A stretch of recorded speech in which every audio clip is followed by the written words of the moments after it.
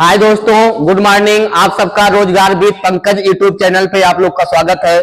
आज भी नया टॉपिक लेके आए हुए हैं जो कि आपके यूपीपी एसएससी जीडी की परीक्षा में बहुत इंपॉर्टेंट है। यहाँ की परीक्षा में यहाँ क्वेश्चन आ सकते हैं। बात समझ गए ना? कहने का मतलब ये जो टॉपिक है ये आपके सिलेबस में दिया हुआ है कि राज्य के नीति निर्देशक तत्व यहाँ से परीक्षा में क्वेश्चन आते हैं, बिलोंग करेंगे। तो कितने टॉपिक आप लोग का समाप्त किए? राष्ट्रपति, उपराष्ट्रपति, बात समझ गए ना? उसके बाद संशोधन, जितना लगभग संशोधन था वो पढ़ा दिए। राज्यसभा, लोकसभा पढ़ा दिए आप लोग को। और उसके बाद जो विदेशी स्रोत है उसको पढ़ा दिए। इतने टॉपिक आप लोग को संविधान में, संविधान सभा इतने टॉपिक पढ़ा चुके हैं। यहाँ पे दो टॉपिक बचे हुए हैं पढ़ाने के लिए भी। एक मौलिक अधिकार है, एक राज्य के नीति निर्देशक तत्व है, जो कि मौलिक अधिकार कल लेके आएंगे, इसको पढ़ाएंगे। लेकिन आज राज्य के नीति निर्देशक तत्व ये इंपॉर्टेंट है जो कि परीक्षा में पूछे जाते हैं। यहां से 1 नंबर आने का चांस है। जितना लेके आए कंटेंट, इतना कंटेंट पे अगर फोकस करते हो तो 1 नंबर मिलने का चांस बनेगा। इंपॉर्टेंट की श्रेणी में गिना जाता है राज्य के नीति निर्देशक तत्व। ज्यादा समय न लेते हुए हम इसको शुरू करते हैं। टॉपिक का नाम है राज्य के नीति निर्देशक तत्व। ये कहां से लिया गया है? आयरलैंड से। कहां से लिया गया है? आयरलैंड। आयरलैंड देश है। देखो, जो भारत में जितने प्रावधान है कहीं ना कहीं से ज्यादातर जो है प्रावधान जो है ये भारत सरकार अधिनियम 1935 इसके तहत लिए गए। लगभग 250 अनुच्छेद लिए गए हैं उसके तहत। उसके बाद कुछ ना कुछ जो स्रोत है वो बाहर से ही लिए गए हैं।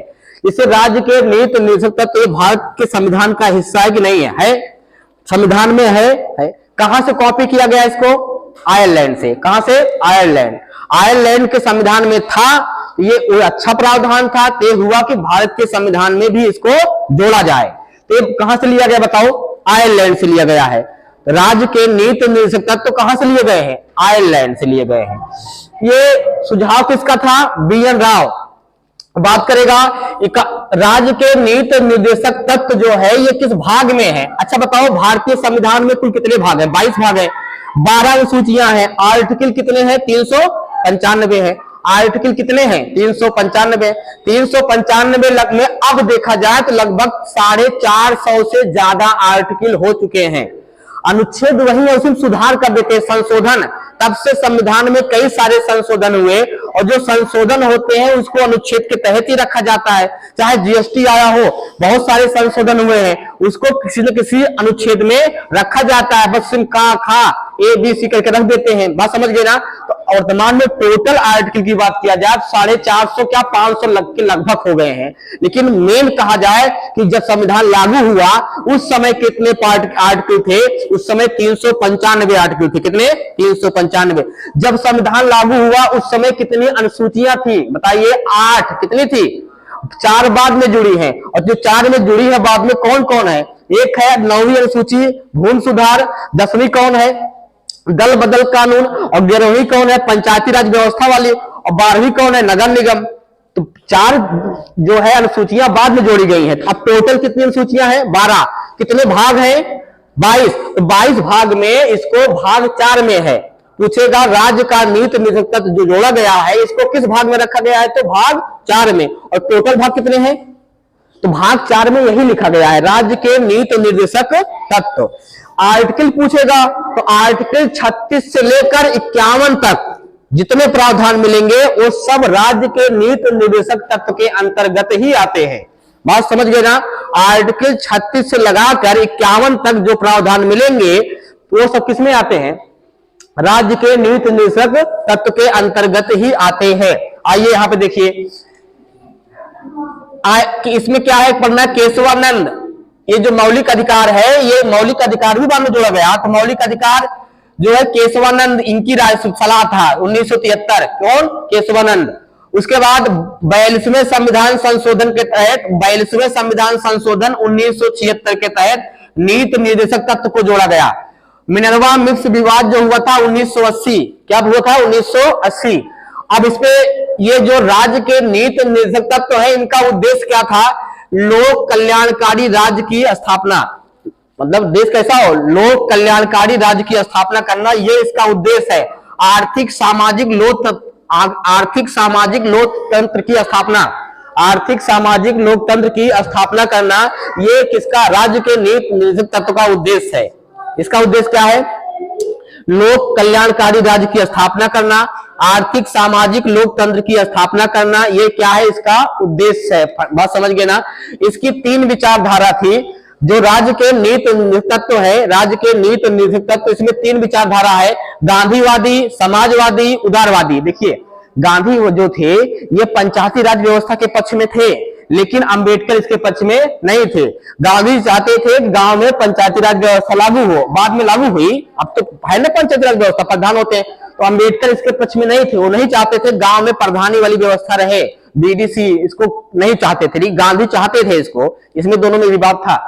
लेकिन 3 विचारधारा सम्मिलित है, गांधीवादी, समाजवादी, उदारवादी।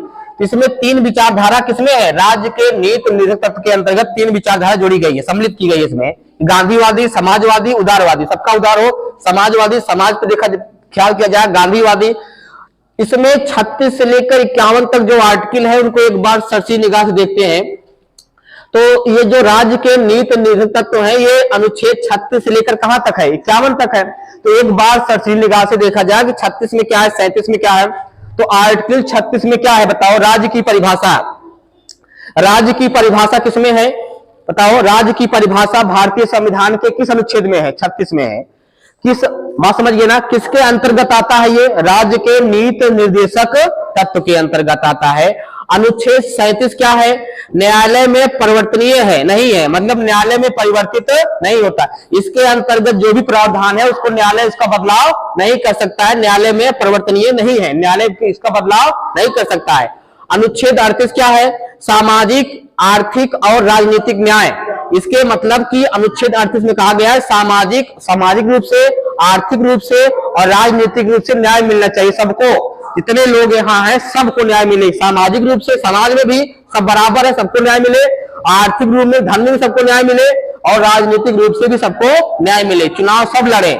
उसके बाद 39 में क्या कहा गया, संसाधनों का उचित वितरण, जितने संसाधन है सब उसमें हिस्सा भाग लें।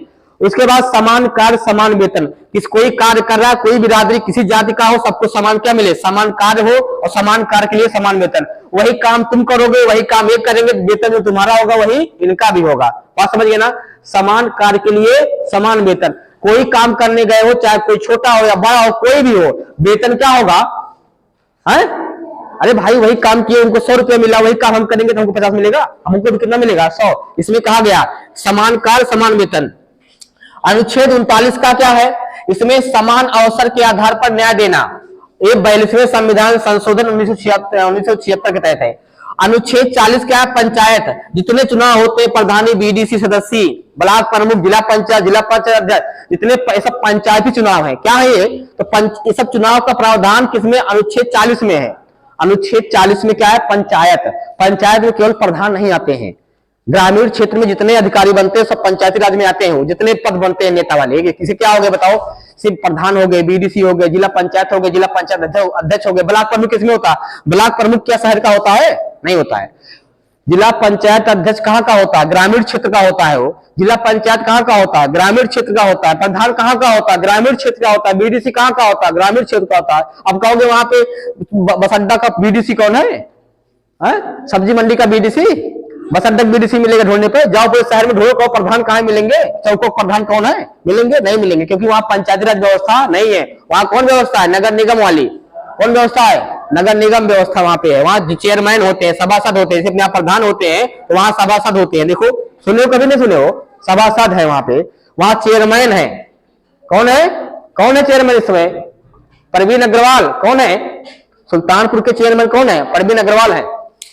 उसके बाद अनुच्छेद 40 में पंचायत है। अनुच्छेद 41 में क्या है, कुछ दशा में काम, और 42 में क्या है, कार्य न्याय संगत मानवीय दशा, ये आर्टिकल 42 में है। 43 में क्या है, निर्वाह मजदूरी कुटीर उद्योग, इसको 43 में रखा गया है। समान नागरिक संहिता, ये इंपॉर्टेंट है, आ सकता है। अनुच्छेद 44 इंपॉर्टेंट है, समान नागरिक संहिता इंपॉर्टेंट है। अनुच्छेद 44 इंपॉर्टेंट है, 45 इंपॉर्टेंट है। अनुच्छेद 45 6 से कम उम्र वाले बच्चों के लिए शिक्षा, वही आंगनबाड़ी, 6 से कम उम्र वाले बच्चों के लिए शिक्षा, मतलब आंगनबाड़ी में फिर शिक्षा, ये 45 में रखा गया है। और सुनो 46 में क्या है, ये भी इंपॉर्टेंट है, SC ST को शिक्षा आर्थिक ही समान न्याय मिले, ये अनुच्छेद 46 में है। 47 में क्या है, मद्य निषेध, मतलब नशा पत्ती नहीं, मद्य निषेध, पोषाहार और स्वास्थ्य, ये सब पे ध्यान दिया जाए। 48 में क्या है, कृषि पशुपालन दुधारू पशु पे। और 48 का क्या है, पर्यावरण संरक्षण, 42वें संविधान संशोधन 1976 तहत जोड़ा गया। 49 में क्या है, राष्ट्रीय महत्व स्मारक स्थान का संरक्षण। अनुच्छेद 50 में क्या लिखा गया, कार्यपालिका और न्यायपालिका का प्रावधान है। अनुच्छेद 51 क्या है, इंपॉर्टेंट है 51। अनुच्छेद 51 है, अंतरराष्ट्रीय शांति सुरक्षा की अभिवृद्धि, 51 है। आपका राज्य के नीति निर्देशक तत्व समाप्त होते हैं। एक बार सब्सिडी निगाह से और देख लो, ये कहां से लिया गया है, आयरलैंड से। कहां से, आयरलैंड से। किस भाग में है, 4 में है। किस अनुच्छेद में है, 36 से 51 के बीच में है। इसका उद्देश्य क्या है, लोक कल्याणकारी राज्य की स्थापना करना। और क्या है, आर्थिक सामाजिक लोकतंत्र की स्थापना करना। इसमें कितनी विचारधारा शामिल है, 3। राज्य के नीति निर्देशक तत्व में कितनी विचारधारा है, 3। कौन कौन, गांधीवाद, समाजवाद और उदारवाद। जितने आर्टिकल है इसको लगभग बता दिए। इतना ध्यान दे दीजिएगा, आपको 1 नंबर मिलने के चांस यहां से रहेंगे। अगला टॉपिक मौलिक अधिकार कल लेके आएंगे। इतना वीडियो को कई बार पढ़िएगा भैया, यहां से इंपॉर्टेंट है, 1 नंबर यहां से मिलने के चांस रहेंगे। धन्यवाद।